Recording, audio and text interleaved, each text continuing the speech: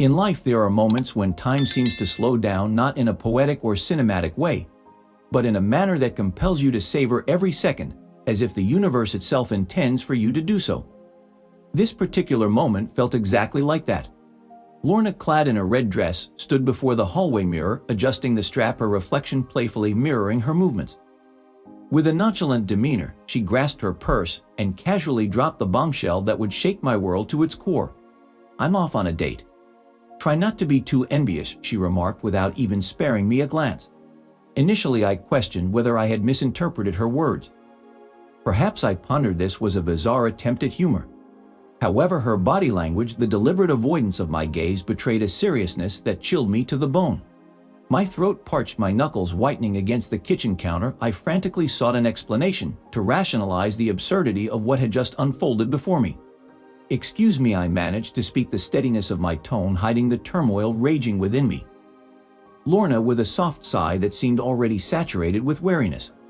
"You heard correctly," she stated, casually flipping her hair over her shoulder. "I have plans tonight with someone else." It wasn't just her words that struck me, but the effortless and unapologetic manner in which she delivered them. It seemed as though she believed it was entirely normal to stand before me wearing a dress I had purchased for her and announce that she was going on a date. The impact of the word date hit me like a physical blow. Although I should have protested or demanded an explanation, all I could do was stand there gazing at a woman whom I believed I knew, only to realize in that moment that I didn't know her at all. After forcing myself to take a slow breath, I posed the question, "Do you truly expect me to simply accept this?" She responded with that familiar smirk, once charming, but now seemingly cruel, saying, "I expect you to handle this like an adult. We've been together for years, haven't we? Marriage can become mundane. I just want to explore, have more choices." A breathless realization washed over me as I listened to her explanation. I forced a laugh, but it held no hint of humor. Despite my racing pulse, I outwardly remained composed, almost too composed. "So let me clarify," I spoke evenly, struggling to contain my emotions. "You're openly involved with someone else now? No discussion, no regard for my feelings?" She simply shrugged, as if discussing a mundane topic like returning an unwanted sweater. "I figured you'd find out eventually," she stated casually. "So why hide it? I'm not leaving you." At that moment, something inside me snapped. I had been clinging to the hope that this was all a misunderstanding, but it wasn't. Wara showed no remorse, no uncertainty. She had made her choice. Now it was time for me to make mine. Deep down, I knew that by the end of the night her smug demeanor would fade. As I watched her adjust her dress in the mirror, pretending like everything was normal, the reality of what she had done hit me like a ton of bricks. She had shattered the very core of our marriage with an indifferent smile. I knew she'd been seeing Mark, and a few thoughtless words. A date. She was going on a date with someone else. My heartbeat was eerily steady, my mind sharper than it should have been in a moment like this. A part of me was waiting for anger to explode, to take over, to shake the walls of this house with the force of my reaction. But it didn't come. Not yet. Instead, I felt awake. I had spent the last few years in a comfortable haze, moving through life like a man who thought he had it all figured out. I wasn't the guy who checked his wife's phone, questioned her whereabouts, or played the role of the paranoid, jealous husband. I trusted her. I had no reason not to. Until now. Lorna sighed, turning her gaze back to me, clearly irritated that I hadn't reacted in the way she expected. "What?" she said, shifting her purse to the other shoulder. "You're acting weird." Weird? I wanted to laugh. Maybe I even did, a dry, empty sound leaving my throat. "How long?" I asked instead, my voice eerily even. She blinked. "How long what?" I gave her a slow, pointed look. "How long have you been engaging in this behavior without my knowledge?" I questioned Lorna, who responded with an eye roll, dismissing my concerns as if they were trivial. "Don't overreact," she retorted nonchalantly, waving away my worries. "It's not a significant issue." The words reverberated in my mind, leaving me uncertain if I had heard her correctly. With a deep breath, I clenched the chair in front of me. "Not a big deal," I echoed, tilting my head in disbelief. "You leaving, meeting another man, allowing him to treat you as I do, that's not significant." Her lips parted momentarily, hinting at guilt before her usual arrogance resurfaced. "I never said it wasn't important," she responded smoothly, her voice controlled. I'm simply acknowledging that life evolves, people change. Relationships evolve, and I believe you should appreciate my honesty about the change. The boldness of her statement made my jaw clench. I observed her closely, noticing how she regarded me with a sense of superiority, as though she had already moved on from our shared history. It struck me then that she was ready for this moment. Perhaps not this specific conversation, but the moment of truth. The moment where she would no longer pretend, speak the words that needed to be said, and make it a reality. Stepping forward slowly, I stated in a soft voice, "You're not the person I married." Her smirk grew wider, almost as if she had anticipated my comment. "Of course not," she replied nonchalantly. "People change. I've changed. Perhaps you should too." It was as if she was conversing with a stranger, as though I was the one being unreasonable. I controlled my emotions, exhaling quietly. "What do you expect me to do with this revelation, Lorna?" I inquired. Her eyebrows lifted as if. The answer was clearly evident. "I anticipate your acceptance of it."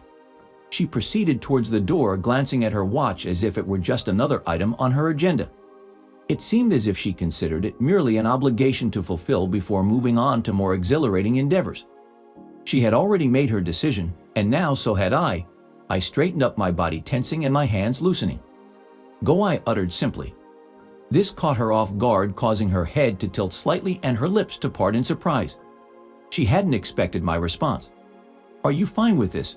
she questioned. I smiled, a smile different from what she was accustomed to. "No, I must confess, but you've already chosen. Now it's my turn." Laura hesitated, her fingers fidgeting by her side. For the first moment that evening she appeared anxious. That was reassuring. Without another word, she turned and exited, leaving behind a suffocating silence. I remained motionless for a long while, refraining from outbursts or destruction. I just stood there, my thoughts racing faster than ever before, because, despite her belief that she was in control of the situation, she was completely unaware of what was about to unfold. And when everything was said and done, her smug expression would vanish.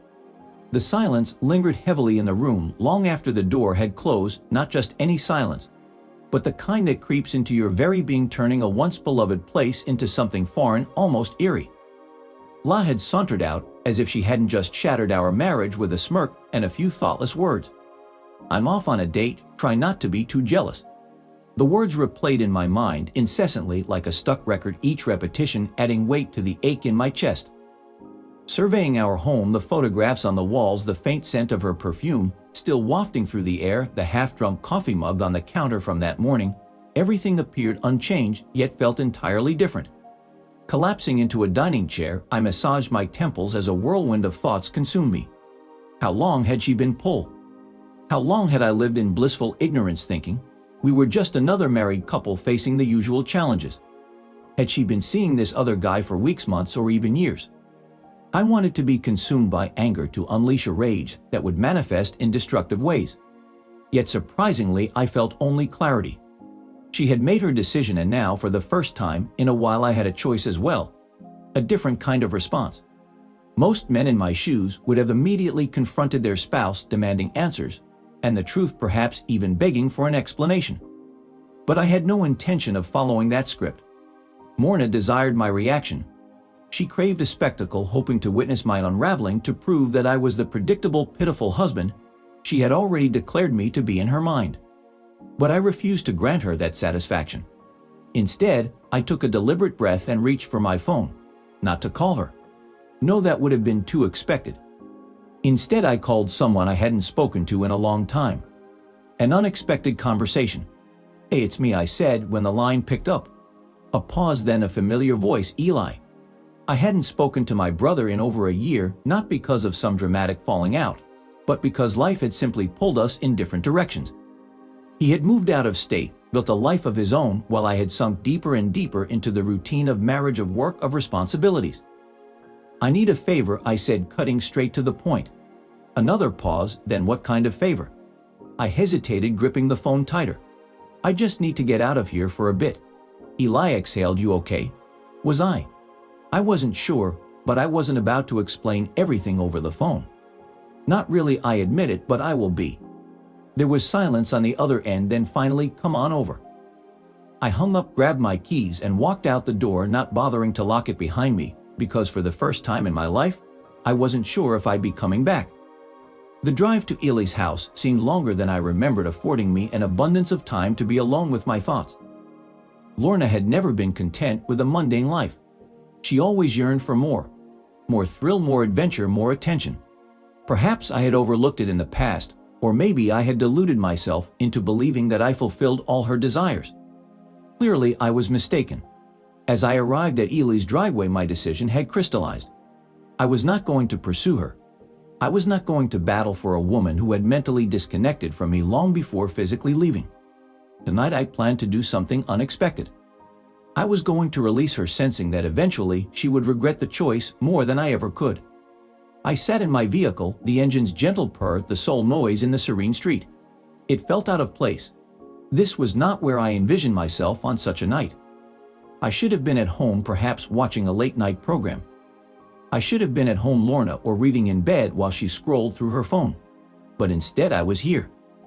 I took a deep breath, my fingers tightening around the steering wheel. A part of me wanted to turn back, drive home, pretend none of this was happening. But I knew better. Lorna had made sure of that. She wanted me to be powerless. That's what this was all about, wasn't it? The smirk, the casual dismissal, the way she had strutted out the door without a second thought. She wanted me to feel like I had no control over what was happening in my own marriage. But she was wrong. I wasn't some lost puppy waiting for her to come home. I wasn't going to crumble under the weight of her choices. No, if she thought she had control over how this story played out, she was dead wrong. A brother's perspective. I finally stepped out of the car and knocked twice. The door swung open almost immediately, and Ely stood there in a hoodie and sweatpants, looking at me like I had just shown up from another planet. "Well, this is unexpected," he said. Stepping aside, he indicated for me to enter. I took in the familiar surroundings, noting the unchanged leather couch, the stack of books on the coffee table, and the lingering scent of coffee. It had been over a year since my last visit, yet everything remained the same. As Ely shut the door behind us, he observed me closely before crossing his arms and asking what's going on. I ran a hand through my hair and confessed Amor is cheating on me. The words felt strange on my tongue, as if they belonged to someone else's tale. Ely's expression darkened and he inquired, "Are you sure?" I scoffed, replying, "She told me herself." Blinking in surprise, Ely asked, "She told you?" I explained bitterly, not in a confession, but more in a mocking way. She donned a dress in front of me and casually mentioned going on a date. There was no shame or hesitation in her actions. Ely whistled softly in disbelief, acknowledging, "Wow, that's..." "Yeah." As I sank onto the couch, I exhaled, sharply conveying my current state of turmoil. Ely sat across from me, tapping his fingers against his knee in contemplation. After a pause, he finally spoke. "Actually, let me help you with that," he said. "So what now?" I had been waiting for that question. The shift in power, that was the thing about betrayal. Initially, it knocks the air out of you, leaves you feeling hollow and directionless. But once the initial shock fades, you are left with a choice. Be the victim or take control. I refused to be the victim. Leaning forward, I met Ely's gaze. "I'm not going to chase her, fight for her, or beg her to stay. I'm just done," I declared. Ely raised an eyebrow. "Just like that?" I shrugged. "What's the alternative? Sit around and wait for her to come home pretending everything's fine? Try to win her back while she's entertaining someone else?" He nodded in understanding. "You're right. She doesn't deserve that." "No, she doesn't," I agreed. Despite that, a part of me still felt the weight of it all. Not just the betrayal itself, but the sheer casualness of it. She hadn't even tried to hide it. She had looked me in the eye and dared me to react. That wasn't just infidelity, it was cruelty. And cruelty like... She didn't just wake up today and decide to cheat, I realized out loud. Ely frowned. "What do you mean?" I ran a hand down my face, piecing things together. "She's been pulling away for months, staying late at work, making excuses, treating me like an afterthought. This wasn't impulsive. It was calculated." That realization should have made me feel worse, but strangely it didn't. It made me angry because suddenly I wasn't just some guy whose wife cheated on him. I was a man whose wife had spent months orchestrating his downfall, and she had expected me to just sit back and take it. Just as I was about to say something else, my phone buzzed. I pulled it out, my stomach twisting slightly when I saw the name on the screen. Lorna. Eli leaned forward. "Are you going to answer that?" I stared at the screen for a long moment, then finally I swiped to open the message. "Hey, don't wait up. I might be late." I laughed, actually laughed, a short, bitter laugh. "Let me know if you need any further assistance."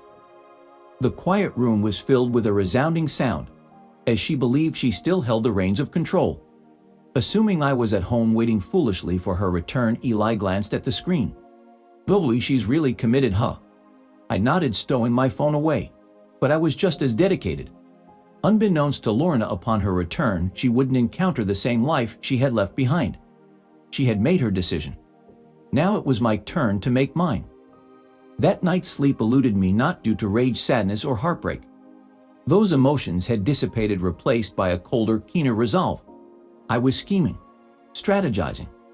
By the time morning peeked through Eli's guest room blinds, I had meticulously plotted my next steps, rendering Lorna's scheming mundane in comparison.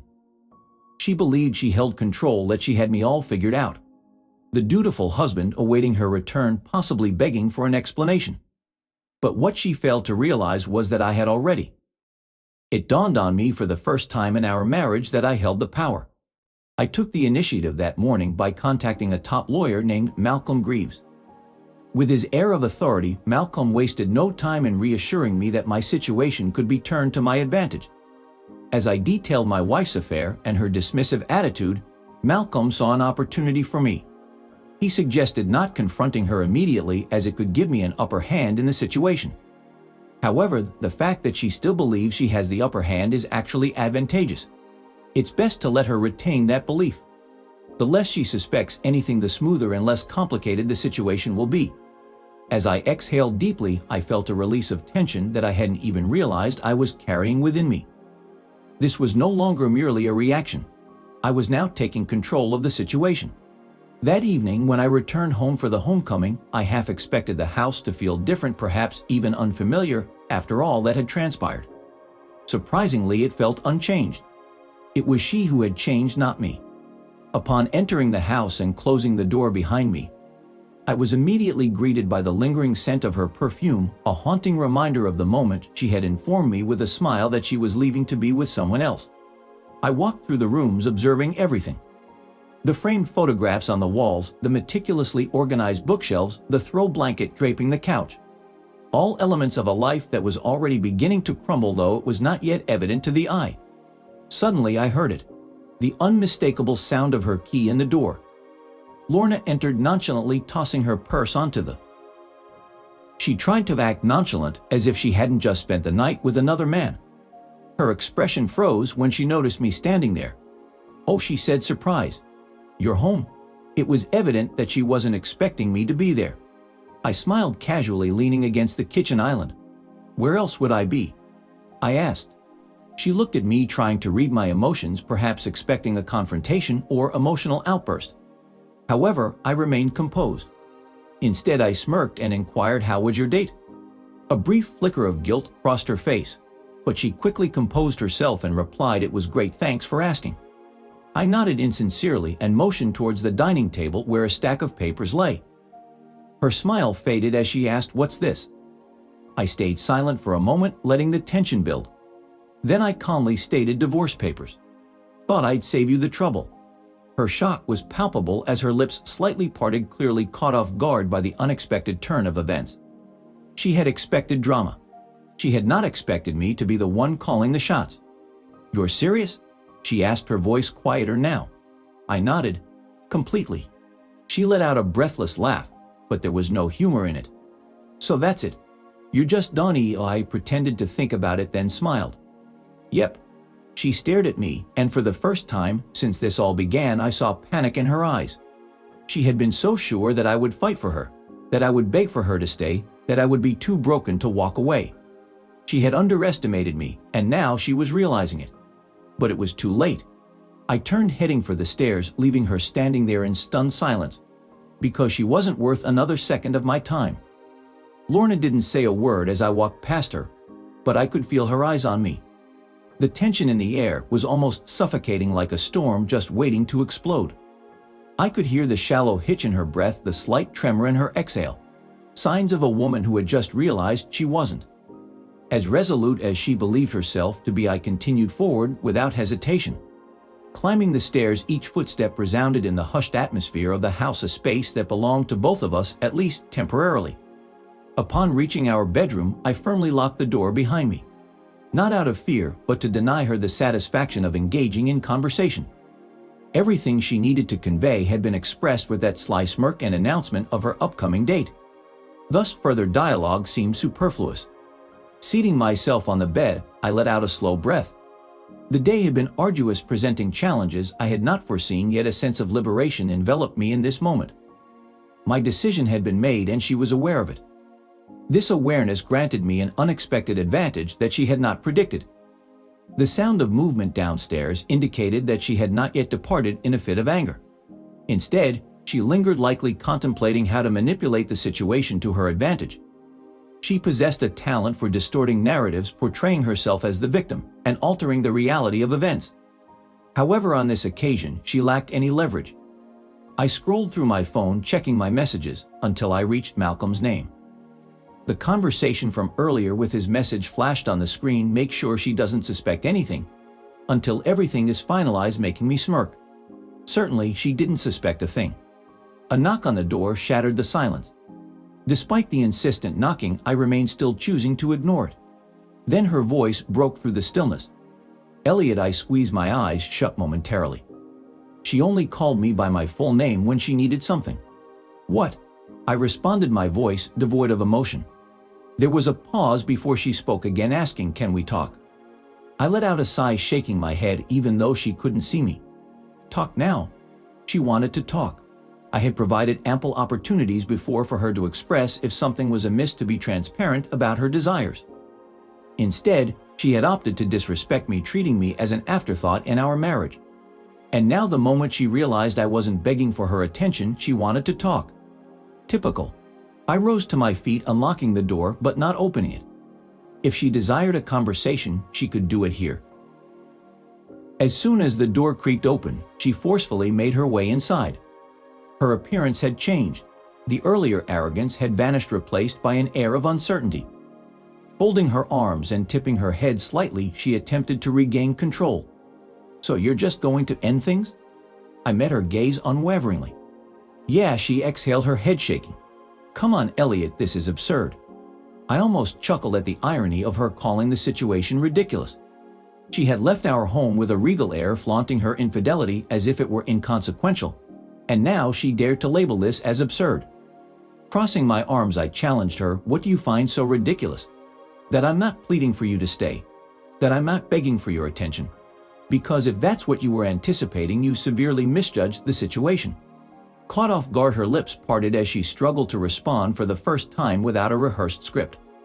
"I thought we had an understanding," she muttered softly after a pause, her voice now diminished. Raising an eyebrow, I waited for her to continue. "An understanding," she has stated. "Marriage isn't black and white, Elliot. It's not some fairy tale where two people stay completely devoted to each other forever. People of all things change, and I thought," she exhaled sharply, "I thought you'd at least be open-minded." "Open-minded?" I shook my head, laughing under my breath. "Let me get this straight. You think a real marriage means I should sit back while you go out and have your fun, that I should just be okay with you dating other people while I stay at home like a loyal pet?" She frowned. "That's not what I meant."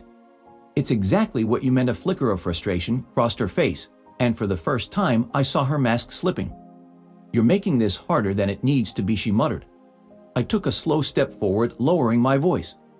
"No, Lorna, you made this harder the second you decided I wasn't worth the truth." Her jaw clenched. "So what now? We just throw away everything we built?" I tilted my head. "You already did." She flinched, a small reaction, but I saw it. Feeling the wariness seep into my bones, I found myself speechless, devoid of any further words or energy to give. "Her divorce is happening," I asserted, cutting through the tense air. "If you want to feign surprise, go ahead. But don't deny your role in this." A heavy silence lingered between us before she abruptly turned and left the room. This time, I didn't bother to watch her depart. I had reached a point where I no longer cared. After years of fighting for something already lost, Lorna's exit marked a turning point. As the weight of the situation settled on my chest, I realized it wasn't sorrow or anger that I felt, but a sense of freedom. Running a hand over my face, I let out a slow exhale. The house felt quiet save for the distant sounds of Lorna moving about downstairs. Her muffled footsteps and the clinking of glassware echoed the turmoil in her mind as she grappled with the unimaginable. I was meant to fight for her, I imagined her thinking. She had entangled me in her struggles, but now it was time to set myself free. Around her finger, she had me wrapped in a desperate attempt to hold onto her to prove that what we shared was worth fighting for. But she never considered that I might have already released her from my grasp. I walked over to the window and gently pulled back the curtain, revealing a quiet street illuminated by the soft glow of streetlights, creating long shadows on the pavement. It struck me how ordinary everything appeared despite my world being turned upside down. Suddenly, I caught a faint sound of her voice, initially soft and distant. As I turned my head, I realized she was engaged in a phone conversation. Initially reluctant to eavesdrop, having spent enough energy on her already, her tone prompted me to linger. It lacked the usual confidence and arrogance she displayed with me. Instead, it carried a hint of vulnerability. With cautious steps, I inched closer to the bedroom door, ensuring my movements were silent as I cracked it open slightly to listen in. "I don't know," she whispered nervously, her voice quivering. The doorknob tightened as a cold, sharp twist formed in my stomach. Who was she speaking to, and why did she sound concerned? With a frustrated sigh, she admitted, "No, I didn't think he would be pleased, but I expected him to resist at least. It seemed as though he couldn't be bothered." She paused and then hesitantly voiced, "What if I got it wrong?" I almost chuckled. Did she just admit to a mistake? Leaning against the doorway with my arms crossed, I let their conversation unfold. After a moment of silence, she exhaled sharply, "No, he is unaware." Why would I inform him? That would spoil everything. Another pause followed by her chilling declaration, "I will take care of it." Stick to the plan. The plan. It all made sense now. Lorna always had a contingency in place. This wasn't impulsive, it was calculated. I wasn't supposed to be present. In this scenario, I was meant to plead, to argue, to be so distraught that I would fall into the trap without realizing it. However, much to her dismay, I was not the man she believed me to be. My response was calm and composed, with a steady pulse and a clearer mind than I had felt in years. This situation transcended mere betrayal. It had evolved into a strategic game, with her assuming she held all the cards. Stepping back quietly, I exhaled slowly before walking towards the bed to retrieve my phone. It was time for me to formulate a plan of my own, one that would catch her off guard. Over the past few days, I had observed Lorna closely, uncovering the pieces of the puzzle she never anticipated me solving. She had orchestrated this scheme long before that fateful night, long before she brazenly boasted about her date. What struck me the most was her unwavering confidence. She was so certain that I would react exactly as she desired. Yet now she was starting to show signs of anxiety. Small details caught my attention first. Her incessant checking of the phone. She hesitated in a way she never had before, almost as if waiting for me to give her the fight she expected. Yet despite her anticipation, I remained calm. Lorna, unused to such composure, seemed terrified by my lack of explosive reactions. I let her stew for 3 days before taking decisive action. When she was out, I finalized the divorce details with Malcolm, ensuring the outcome heavily favored me. With evidence of her infidelity meticulously organized, she had no chance of fighting back. As she walked into her own trap, I sat at the kitchen table, keys in hand, waiting for the final chapter to unfold. The glasses were on the counter, one containing a single glass of whiskey in front of me. As the front door opened, Lorna stepped inside, pausing when she saw me there. Hesitation crossed her expression as she entered, indicating nervousness. I gestured towards the chair across from me, reassuring her to sit down. Despite the tightness in her jaw, she complied with my request. Observing her closely, I noted the slight tension in her shoulders and the way her fingers fidgeted against the table. Pushing a folder towards her, she stared at it with curiosity. I encouraged her to open it, and she hesitated briefly before flipping it open. Instantly, her body froze upon seeing the contents inside.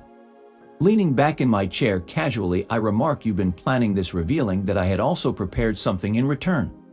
Her whole demeanor changed as she realized the contents of the folder. "These are the finalized divorce papers," I interjected smoothly, ensuring that they were in my favor since I was the betrayed party.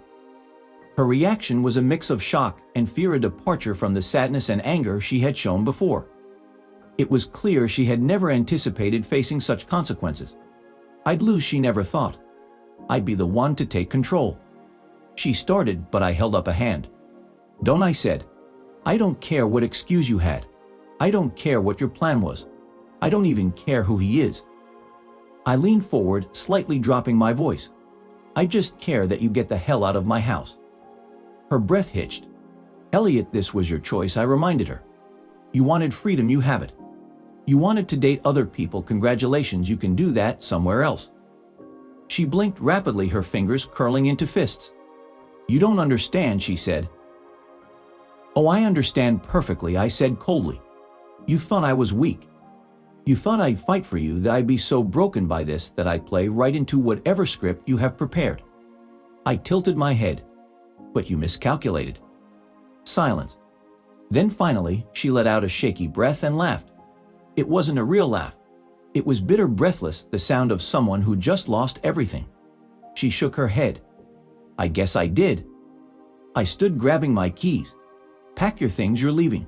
Tonight, she remained silent, refraining from arguing or shedding tears. Instead, she simply nodded, gazing down at the papers in front of her, seemingly struggling to grasp how she found herself in this situation. She had felt confident in her control and power, only to realize that she had outwitted herself in the end. As for me, I left through that door feeling liberated,